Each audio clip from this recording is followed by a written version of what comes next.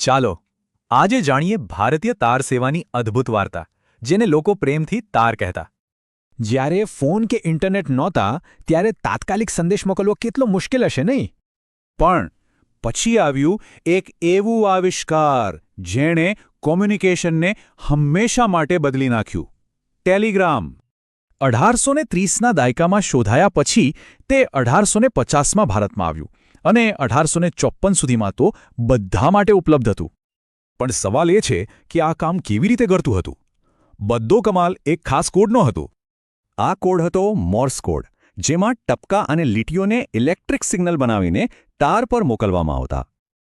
Operator સંદેશને કોડમાં બદલીને મોકલતો અને સામે છેડે બીજો ઓપરેટર તેને ફરીથી શબ્દોમાં ફેરવતો. ઝડપનો ફરક તો જુઓ. જે સંદેશા ટપાલથી દિવસોમાં પહોંચતા એ હવે કલાકોમાં પહોંચી જતા. દરેકે દરેક શબ્દના પૈસા લાગતા, એટલે લોકો બિનજરૂરી શબ્દો ટાળતા અને ટૂંકમાં જ વાત કરતા.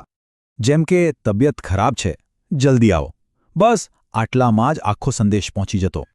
જીવનના સૌથી અગત્યના સમાચાર આનાથી જ મોકલાતા, જન્મ, મૃત્યુ કે પછી લશ્કરી હુકમો પણ.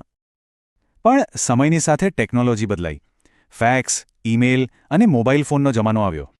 163 વર્ષ સુધી આખા દેશને જોડી રાખ્યા પછી ટેલિગ્રામની આ લાંબી અને ઐતિહાસિક સફર હવે પૂરી થવાની હતી.